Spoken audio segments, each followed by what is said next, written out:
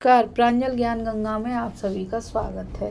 हम संक्षिप्त महाभारत का पाठ कर रहे हैं, जिसमें कि वन पर्व चल रहा है। आगे हमने राजा उशीनर की कथा को पढ़ा था। अब हम अष्टावक्र के जन्म की कथा और उनके शास्त्रार्थ के वृतांत को पढ़ेंगे। तो चलिए कथा शुरू करते हैं, जो कि इस प्रकार है। मुनिवर लोमश ने कहा, राजन, उद्दालक के पुत्र श्वेत केतु इस पृथ्वी भर में मंत्र शास्त्र में पारंगत समझे जाते थे। यह निरंतर फल फूलों से संपन्न रहने वाला आश्रम उन्हीं का है। आप इसके दर्शन कीजिए। इस आश्रम में महर्षि श्वेत केतु को मानवी के रूप में साक्षात सरस्वती देवी के दर्शन हुए थे। लोमश जी ने कहा, उद्दालक मुनि का कहोड़ नाम से प्रसिद्ध एक शिष्य था। उसने अपने गुरुदेव की बड़ी सेवा की।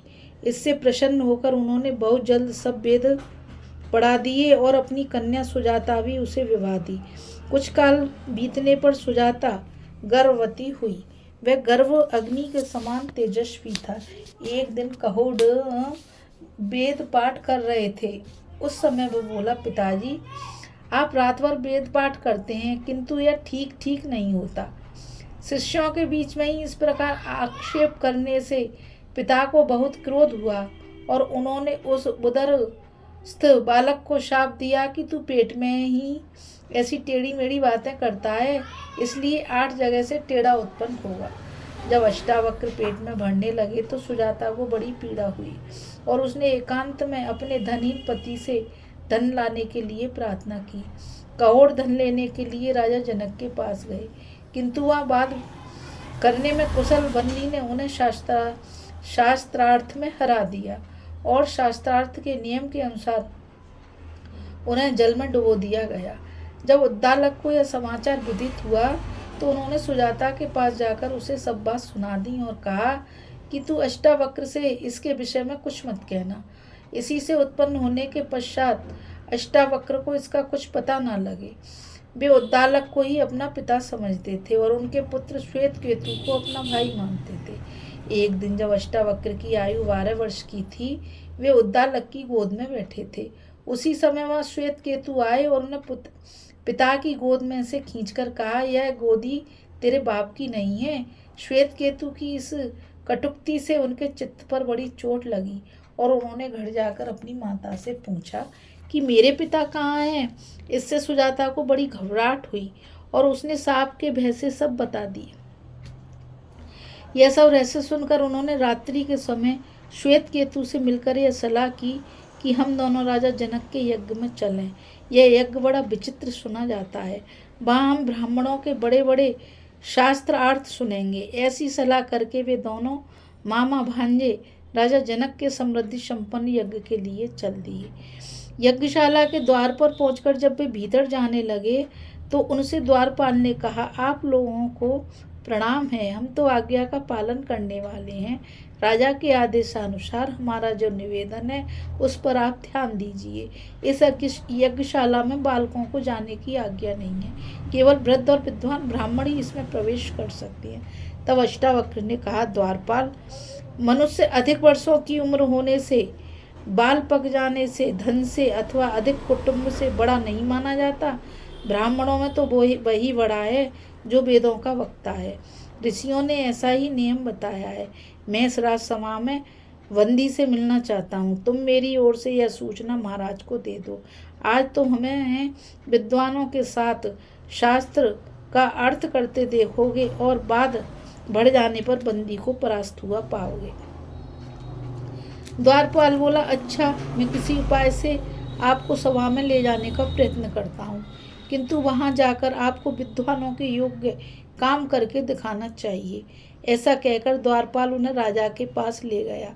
वहाँ अष्टावक्र ने कहा, राजन, आप जनक वंश में प्रधान स्थान रखते हैं और चक्रवर्ती राजा हैं। मैंने सुना है आपके यहाँ बंदी नाम का कोई विद्वान है। वह ब्राह्मणों को शास्त्रार्थ में परास्त कर देता है और फिर आप ही के आदमियों से उन्हें जल में डलवा देता है। यह बात ब्राह्मणों के मुख से सुनकर मैं अद्वैत ब्रह्म विषय पर उससे शास्त्रार्थ करने आया हूँ। वह बंदी कहाँ है, मैं उससे मिलना चाहूँगा। राजा ने कहा, बंदी का प्रभाव बहुत से वेद वेत्ता ब्राह्मण देख चुके हैं, तुम उसकी शक्ति को न समझ कर ही उसे जीतने की आशा कर रहे हो।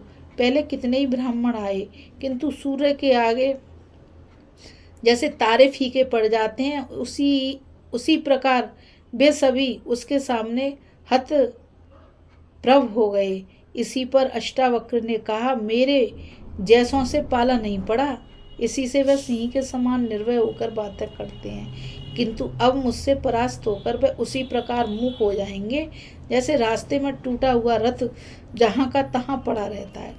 तब राजा ने अष्टावक्र की परीक्षा करने के विचार से कहा, जो पुरुष 30 अव्यय, 12 अंश, 24 पर्व और 360 अरों वाले पदार्थ को जानता है, वह बड़ा विद्वान है।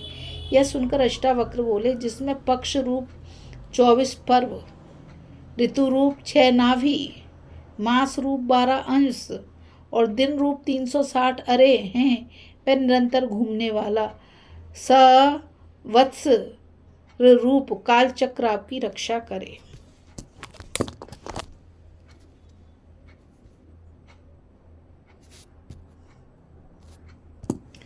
ऐसा यथार्थ उत्तर सुनकर राजा ने ये प्रश्न किए, सोने के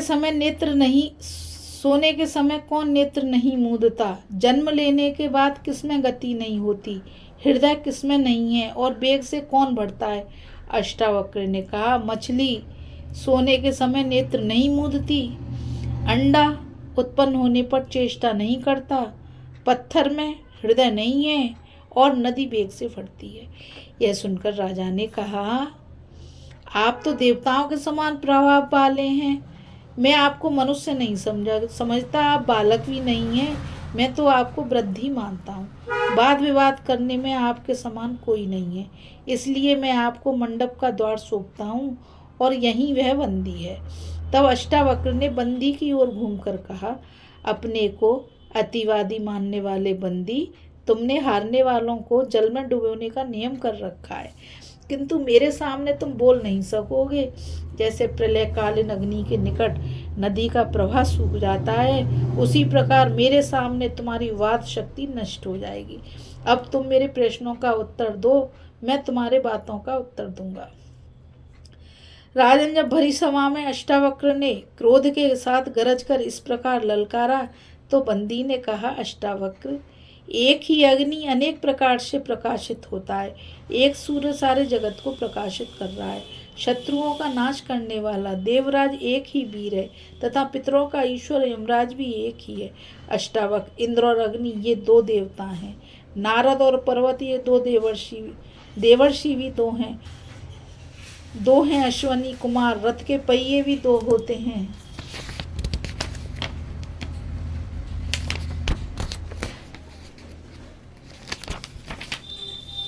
और विधाता ने पति और पत्नी या सहचर भी 2 ही बनाए हैं। बंदी, यह संपूर्ण प्रजा कर्मवश 3 प्रकार से जन्म धारण करती है।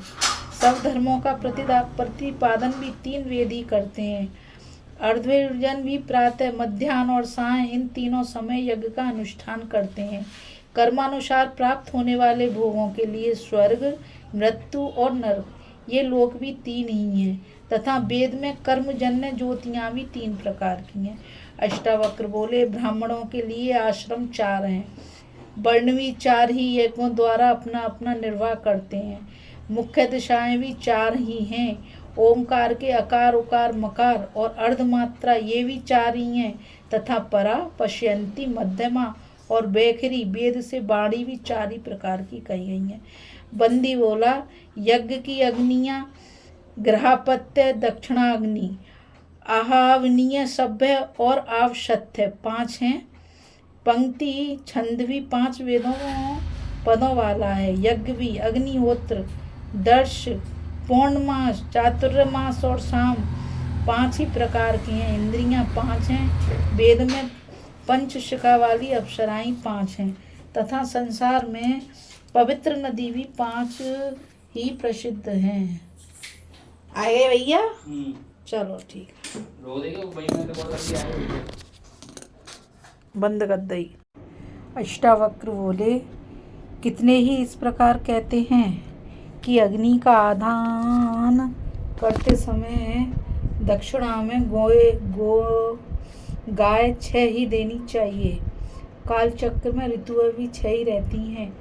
मन सहित ज्ञानेंद्रिया भी 6 ही हैं। कृतकाएं 6 हैं तथा समस्त वेदों में साधष्क यज्ञ भी 6 ही कहे गए हैं।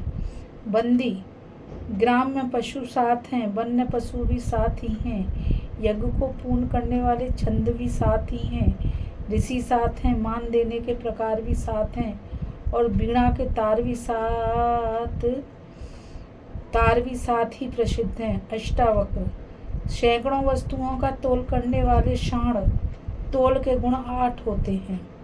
सिंह का नाश करने वाले शरभ के चरण भी 8 ही हैं। देवताओं में वसु नामक देवताओं को भी 8 ही सुना है और सब यज्ञों में यज्ञ स्तंभ के कोण भी 8 ही कहे गए हैं। बंदी ने कहा, पितृयज्ञ में समिधा छोड़ने के मंत्र 9 कहे गए हैं। सृष्टि में प्रकृति के विभाग भी 9 ही किए गए हैं। बृहति छंद के अक्षर भी 9 ही हैं और जिनसे अनेकों प्रकार की संख्याएं उत्पन्न होती हैं, ऐसे 1 से लेकर अंक भी 9 ही हैं। अष्टावक्र, संसार में दिशाएं 10 हैं। सहस्त्र की संख्या भी 100 को 10 बार गिनने से होती है। गर्भवती स्त्री भी गर्भधारण 10 मास ही करती है। तत्व का उपदेश करने वाले भी 10 हैं तथा पूजने योग्य भी 10 ही हैं। बंदी, पशुओं के शरीरों में 11 विकारों वाली इंद्रियां 11 होती हैं। यज्ञ के स्तंभ 11 होते हैं। प्राणियों के विकार भी 11 हैं तथा देवताओं में रुद्र भी 11 ही कहे गए हैं। अष्टावक्र, 1 वर्ष में महीने 12 होते हैं। जगती छंद के चरणों में भी 12 ही अक्षर होते हैं। प्राकृत यज्ञ 12 दिन का कहा है और धीर पुरुषों ने आदित्य भी 12 ही कहे हैं। बंदी, तिथियों में त्रयोदशी को उत्तम कहा गया है और पृथ्वी भी 13 दीपों वाली बतलाई गई है। इस प्रकार बंदी के आधा श्लोक ही कहकर चुप हो जाने पर अष्टावक्र जी से आधे श्लोक को पूरा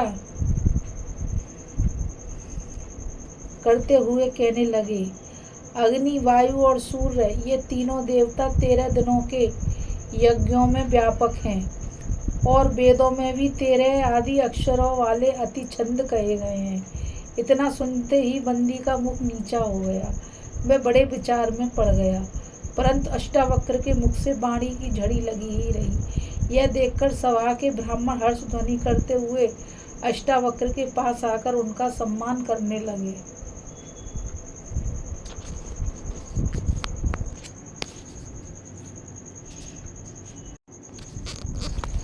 अष्टावक्र ने कहा, राजन, यह बंदी शास्त्रार्थ में अनेकों विद्वान ब्राह्मणों को परास्त कर जल में डुबवा चुका है। अब इसकी भी तुरंत वही गति होनी चाहिए। बंदी ने कहा, महाराज, मैं जलाधीश वरुण का पुत्र हूँ। मेरे पिता के यहाँ भी आपकी तरह ही 12 वर्षों में पूर्ण होने वाला यज्ञ हो रहा है।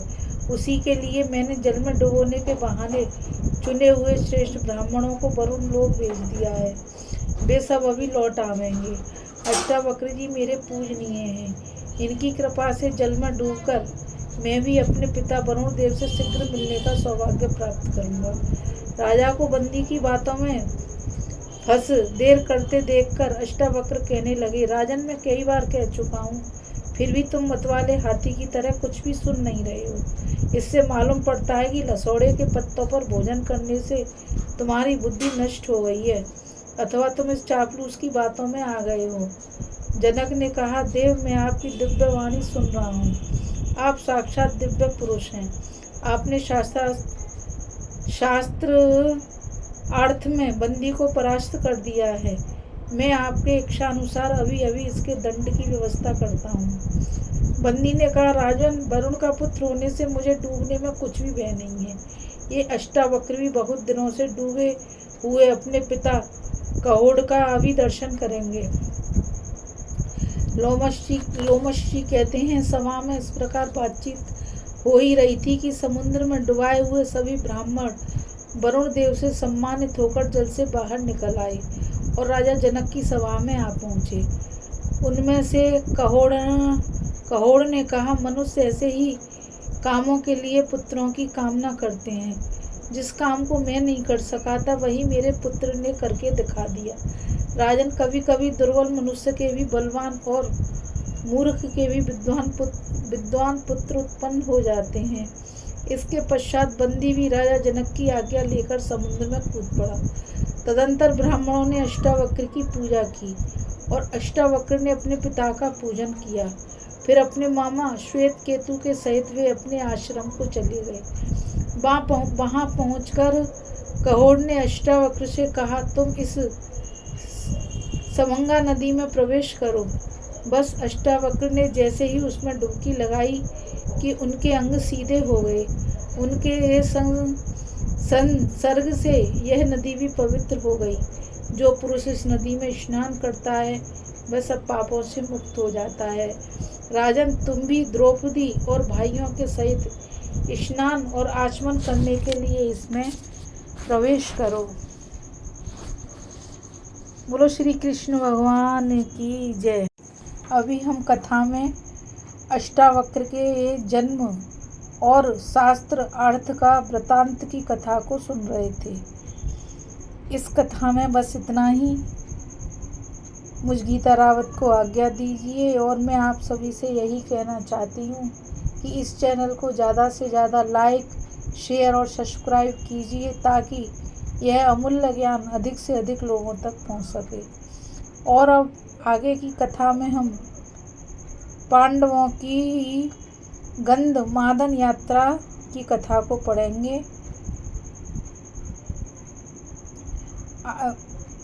पढ़ेंगे। तो चलिए, राधे राधे, जय श्री कृष्णा, नमस्कार।